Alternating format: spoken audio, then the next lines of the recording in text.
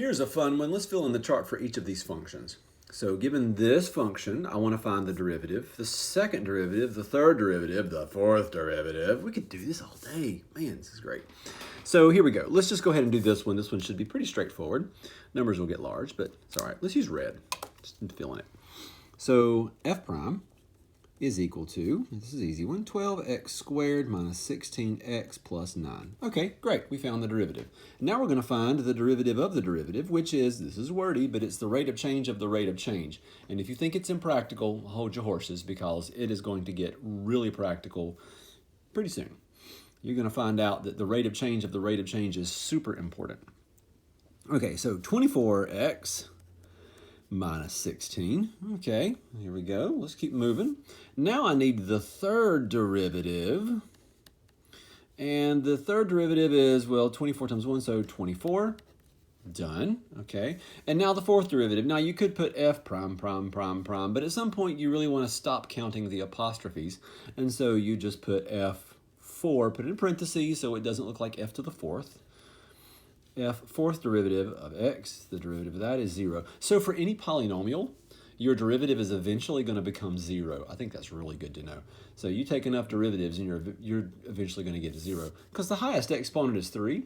So by the time you got that 3 and subtracted 1, you're going to get down to 0. All right, so let's do this other one, this one in the middle. Let me zoom out a little bit. You can see the whole thing. You can see more of the desk. Not that you needed to see my desk. Okay, chain rule. The derivative of cosine is negative sine, but we would multiply by the derivative of this inner function, which is 3. Okay, so far so good. The second derivative, all right, the derivative of negative sine is negative cosine, chain rule, multiply by the derivative of this inner function. And so we would have a 3 times the 3 that was already there, and that gives us a 9. Okay, I hope you see what's happening. And it's going to become obvious here in just a minute.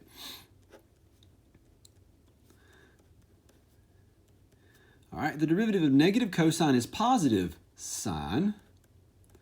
And we will have 3 times whatever was already there. Now, not the negative part, right? So the derivative of negative cosine was positive sine, so we've taken care of the negative. And so 3 times that 9 is 27. Okay, so let me point out the pattern here. You're going to have, in this case, 1, 3, 9, 27. You're going to continually multiply by the derivative of this inner function, which is 3. So this is going to increase by a power of 3.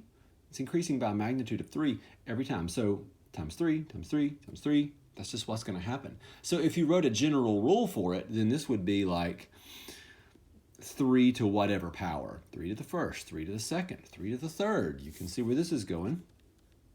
So whatever derivative I'm taking, it's 3 to that power. So this is 3 to the fourth power. That's 81.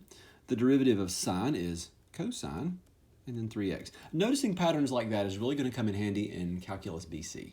Very handy. All right. I also want to point out something that you learned, and it is good to be reminded of. Remember that little square? Say yes. Remember that square that you drew that one time, and you were like, man, that's amazing, where you said the derivative of sine is cosine, the derivative of cosine is negative sine. I'm leaving my x's off. That's terrible. The derivative of negative sine is negative cosine, and the derivative of negative cosine is sine. We've just cycled all the way back around. We started with cosine, and we end with cosine. Now we have other numbers involved, but we started with cosine. We went to negative sine, negative cosine, positive sine, back to positive cosine. Lovely. Okay, this next one's a lot of fun.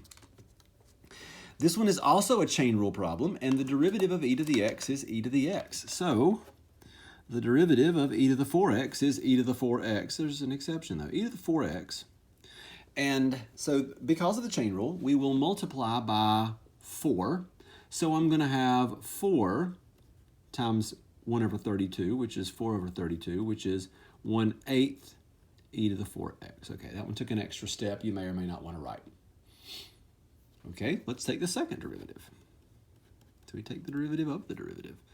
So the derivative of e to the x is e to the x, e to the 4x, and we're going to do times, we're going to multiply by 4, because that's the derivative of this inner function. So 4 times 1/8 is 4/8, and that is going to give me 1/2 e to the 4x. Okay, basically this coefficient is multiplying by 4 every time. It's kind of a similar idea over here. It just looks a little different because we started with a fraction. Third derivative, you could put the parentheses in the 3 here if you don't want to count those apostrophes. E to the 4x, and I would multiply 1/2 by 4, so I have 4/2, which is, of course, 2 e to the 4x. And then the last one, and I won't write 2 steps on it, I'll just jump straight to the answer, is e to the 4x, and then 2 times that 4, and that's going to give me 8.